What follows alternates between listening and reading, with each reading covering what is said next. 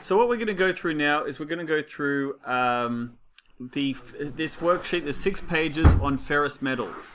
Now there are 2 main classes of ferrous metals. Can anyone tell me what the 2 main classes of ferrous metals are? Okay, steel and something else. No, ferrous means it's got iron in it. Bronze. No. Silver. Okay. What do we call steel? What do we call ferrous metals? What do we call ferrous metals that have more than 2% carbon in it? Less than pig iron. Pig iron is 6%. Cast iron. Excellent. So we're going to be mostly learning about cast iron and cast iron, stainless steel, and steel today. Now we've already learned a bit about steel. So first of all, steel, a definition, has between 0.1 and 2% carbon. Right? Does anyone remember what we call less than 0.1% carbon? Something, wrought iron. Excellent. Okay. It's a very important engineering material. Basically, I always talk about how I really can't go more than 3 meters without finding something that's made out of steel. Okay. It's allotropic, which means it exists in several crystal structures. So what we have austenite. Austenite, also known as gamma steel, is a face-centered cubic. Now, I did this on my Mac. And my Mac has a better font. I was using chalkboard. When I put it on this Windows PC, I get this sort of font. I'm going to live with it.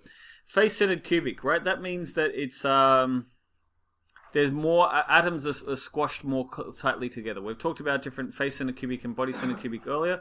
Austenite only exists above the upper critical temperature of 732 degrees C. It will fully austenite. It will be fully austenite. Lower critical temperature. Because. You said upper critical. Yeah. Okay. Because there's 2 ranges. I will go to a picture in a second. Let me pause. Okay, so we're back. So the lower critical temperature is this line here, 723. Now, if we're at the Eutectoid point, which is Greek for happy melting, that's the lowest point. That's the lowest temperature where we can get full austenite. Because here, there's no transition. It just goes straight from austenite to pearlite.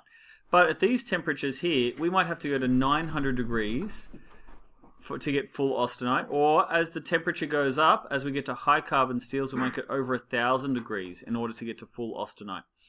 There's ducts there because it's ductile. Okay, so that's austenite. We also have ferrite. Ferrite is a body-centered cubic. It's soft, ductile, and can only hold a tiny amount of interstitial carbon. It can only hold a tiny amount of carbon. An amount of carbon so small we can basically ignore it. Now, in this same graph, ferrite only exists in this side. Ferrite only exists at less than 0.8% carbon. It has to be below the eutectoid point. Okay. Now, we also can have pearlite. Pearlite is layers, or lamella, layers of ferrite and pearlite. So lamella, sorry, I don't know what I said before. Lamella means layers. So we can see there we have a layer of pearlite, a layer of ferrite. So it's those stripes are layers of pearlite, ferrite, then cementite. Yes, ferrite, then cementite. I don't have cementite. It's not a good sheet. I don't have cementite, but I'm too lazy to change it now. Okay. So I was actually struggling to fit it all on one page. But we're going to move on. Okay, so this is what 100% pearlite looks like. Right, we have 100% pearlite. That happens at 0.83% carbon steel. Right, I happen to be born in 83, so if that helps you to remember that puns, pearlite, 83, that's great, right? Yeah. Okay, note, wrought iron has less than 0.1% carbon. Right, so I just wanted to point that out there. That if it's less carbon than steel, it's called wrought iron. So steel is between wrought iron and cast iron. I find that a little bit confusing, so that's why I make the point of saying it. Now, there's these terms hypo and hyper-eutectoid. Hypo means under. Hypoglycemic means you have low blood sugar, right? Whereas hyper means above. I don't know if you can be hypoglycemic. Hyperglycemic, I guess, is when kids have too much sugar, right? But, and they act silly. Right, but hyper, we can have like, I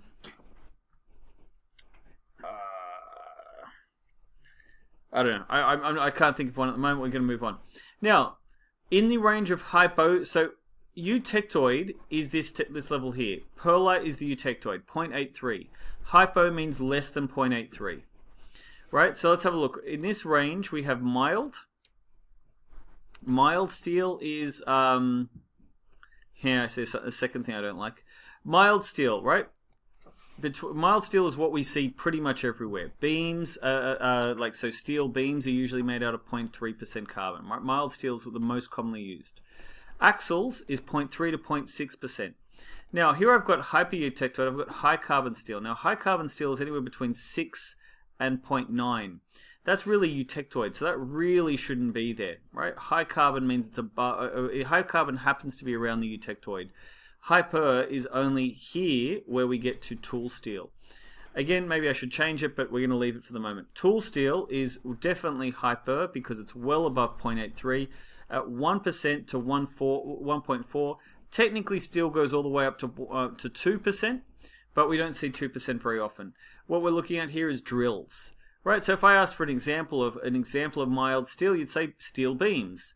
If I ask for medium carbon steel, you'd say axles. Right on 6%, 6 or 7% is rails, steel, like as in train rails. Right, I think they're 6 or 7%. Saws in between 6 and 9, that's high carbon steel. Tool steel, so anything that's has to be very strong, like drills, they're 0.1. Okay, not the best screenshots here. This is a picture of a hypo Eutectoid. So this is Eutectoid. Eutectoid is a fully pearlite. Hypo Eutectoid, which means below Eutectoid, we're going to have some ferrite, some pearlite. Some ferrite, some pearlite. Ferrite, also known as alpha. Now, when often you're asked to label, draw a picture of the microstructure of medium carbon steel or mild carbon steel. Right, in that case, I would suggest you draw, say, a 3% carbon, which is what you're going to do is you're going to draw a couple of grains, right? Couple of just, I typically draw about 7 grains in my circle, and then I color in half of them. Yeah, maybe a little bit less than half of them, because full pearlite would be 8%, so at 4%, it's going to be half pearlite, more or less. Yeah, okay. Once we go to full pearlite, right, we're going to draw that. It's going to be all the stripes. But then once we start getting beyond that, what we start getting is these, along the grain boundaries here, we're going to start getting these chunks of cementite. Now, cementite comparatively is hard and brittle. All right, I don't have it here for something for you to fill in. If you want to write that in as a little note, cementite is hard and brittle. Okay, it's also strong. Yeah. Now, in the textbook, they do talk more about that. I'm just going to quickly pause while I go to the... Okay. Now, this is a bit of a complicated thing to read. So, what they're saying here is that this 0.83 is we're going to have 100% pearlite. If we go to 0.3%, we're going to have about 20, maybe, oh no, what's that? That's closer to 40% pearlite, right? At that level there. If we go to 1.2% carbon, we're going to have about 90% pearlite. That's what this bottom graph is representing here. Here we're showing the toughness. Right, we have much tougher at lower carbon. As the carbon increases, our toughness goes down. Right, our elongation is this one. Elongation, same thing. Low carbon steel will elongate much more than high carbon steel will. Our hardness goes up as our percentage of carbon goes up. Now our tensile strength, if we look, our tensile strength happens to peak where the pearlite is. At the full pearlite, 0.83% carbon, that's where we have our maximum tensile strength. So why would anyone want high carbon steel? Why would we want to go to 1.2 carbon? Because we want that hardness. Yeah, that's the advantage there. We want the hardness. The hardness is more important than the strength. We want something that's wear resistant. So when we're talking about tool steels, they're not necessarily stronger, but they're harder, so they're not going to wear away. Okay, so we're going back to the document. Okay. Steels. Okay, I'm going to go through this very quickly. You're just going to write down as I talk. Manganese. If you add manganese to steel, it's going to make it tougher and it's going to make it hardenable. Right? Now, what hardenable means is that we can go through a hardening process. Like, what's an example of hardening? What's one that we're familiar with? Work hardening. Okay, what's another one? Okay, quenching, then tempering. Or flame hardening or induction hardening. Yeah? There is also case hardening where we push in carbon atoms or nitriding, which is where we push in nitrogen atoms. but they're a little bit more different. In this case here, manganese, it allows us to quench, and it allows us to work harden a little bit more. Okay, why would we add sulfur? Anyone? Improves machining. Why would we add nickel? Okay, corrosion is the main one. Now, it does say toughness there, but for me, stainless steels have nickel in them. What else do they have? Stainless steel has chromium in it. Yeah, so these are the two that we use for stainless steel, nickel and chrome. Right? I once worked in a nickel mine, not for very long, but I did. Okay, molybdenum. It improves hardenability, we've already learned about that, and strength, but it's only suitable, or it's most suitable for high carbon steels. Sorry, mild steels at high temperatures. So it's good for mild steel at high temperatures. So if you were having a beam that was likely to be in a hot work area, you might want to put molybdenum in it because it's going to improve its strength, and especially if it's exposed. If you have something that is going to be in a hot conditions and it's going to need to be hard, it's going to need to be wear resistant, molybdenum might be useful.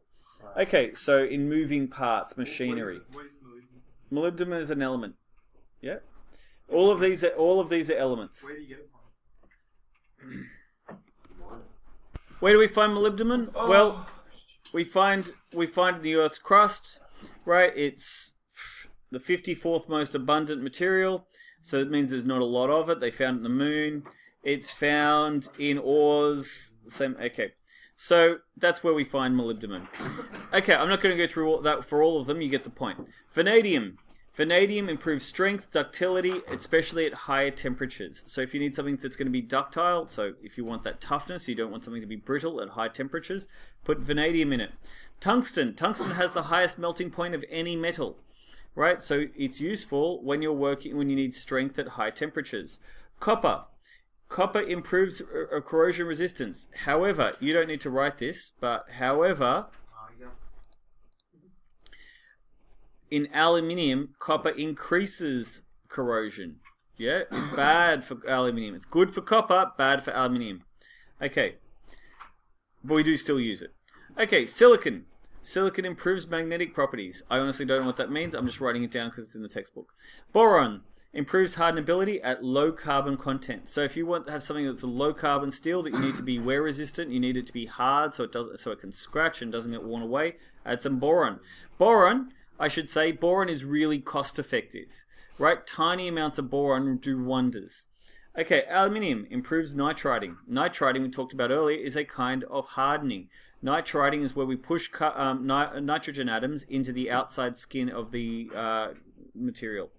Okay, titanium forms carbides. Carbides are ionic compounds, and titanium carbide, for instance, titanium carbide is incredibly hard. It has like a Morse hardness scale of 9.8 or something like that. It's incredibly hard. But carbides that we were interested in, high carbon compounds like cementite. Okay, I'm going to stop the recording.